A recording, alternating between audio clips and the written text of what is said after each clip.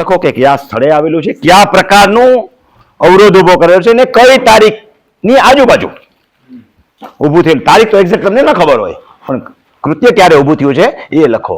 અને એ 6 મહિનાની નજીકમાં નહીં લઈ જવાનું, થોડુંક નરોવા કુંજરવા યુધિષ્ઠિર ભાષા વાપરવી પડે. રથ ભલે અધર હાલતો હોય, જરાક જમીને અડીને અધર હાલે, પછી ખબર છે ને, રથ અધર હાલતો હતો, પછી જરાક જમીને અડીને હાલવા માંડ્યો, તો નીતિમત્તાથી હાલી અને જે વસ્તુ હોય એ તમે નહીં લખો તો તમારો કેસ ઉડી જશે.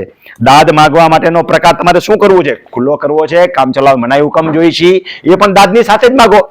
કે તમારે રસ્તો હલાણ થાય એમ હોય તો મનાઈ હુકમ માંગવાની જરૂર નથી, અવરોધ દૂર કરવા પૂરતી જ વાત છે. નકર મનાઈ હુકમ માંગી લ્યો આખો કે હવે પછી આમાં કઈ કરવાનું થતું નથી, તમે હટાવી લીધું, ગારો કર્યો છે ને ગારા પૂરતી ફરિયાદ છે, તો કઈ મનાઈ હુકમની જરૂર નથી, હુકમની જરૂર છે સીધી.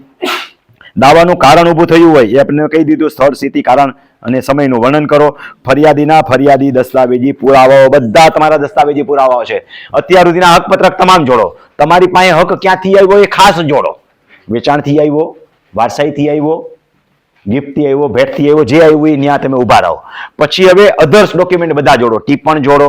ક્યાંય રોડ રસ્તા બતાવેલા હોય તો એનો નાનો સ્કેચ દો, આખું સીમતળનો નકશો દો. ન હોય તો સીમતળના નકશામાં બોલપેનથી લખો અને માર્કિંગ કરો કે મારો નજીકનો રસ્તો આ છે, મારો પેટા સર્વે નંબર આ છે, માટે મારો રસ્તો અહીંથી જ આવે. એના ફોટોગ્રાફ અને વિડીયો લ્યો. ડિજિટલ મેપનો ઉપયોગ કરો જેટલો થાય એટલો, ગૂગલ ઇમેજથી. આમાંનું કાંઈ કોઈ કે માન્ય નથી તો એને માન્ય કરવાના રસ્તા બતાવવું. આમાંનું માન્ય નથી, એને એફિડેવિટ કરીને માન્યતા આપો. આ વસ્તુને પુરાવા સ્વરૂપે લઈને શું કરો? એફિડેવિટ કરીને. ઘણા જોડી દે છે, મેં કેટલા એડવોકેટ ના જોયા છે. ઘણા એડવોકેટ એમ કીધે કે આ ન હાલે ભાઈ, નથી જોડવું, આપણે નથી માન્ય, પણ એને માન્યનો પુરાવો કરો ને, ખાલી એફિડેવિટ નથી કરવાનું. એફિડેવિટ સાથે આ ડોક્યુમેન્ટ બધા જોડીને સેટ બનાવો, એફિડેવિટ સાથેનો, એફિડેવિટના સહી સિક્કા મરાવડાવો. તો ડિજિટલ મેપ છે, એ ખોટું બોલતો નથી, એફિડેવિટ સાથે તો એને નકારી ગાય નહીં. તમે ખાલી જોડી દો તો ન હાલે, તમે કહો હાલતું નથી એટલે નથી જોડતો, તો હાવ મુવા.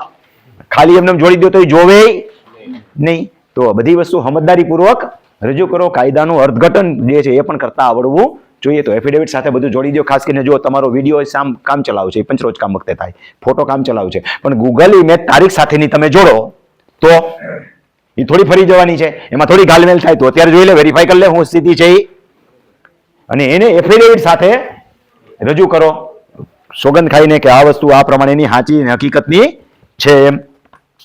પછી ફરિયાદી દસ્તાવેજી પુરાવા આ બધા થયા. આ સિવાયના બાજુવાળાને નિવેદનો જોડો કે આ સમિતિ રસ્તો બંધ કર્યો છે, એ મને ખબર છે. એ બાજુ એનું સાબિત કરો કે અહીંયા આ બાજુ એનું હિત શું છે. અરે કાંઈ ન મળે તો મજૂર ઉભો કરો, ત્યાં મજૂરી કામ કરે છે ને તમારે ત્યાં છાપરું નાખીને રીએ છે, કે બાજુવાળાને ત્યાં મજૂરી નાખીને છાપરું નાખીને રીએ છે.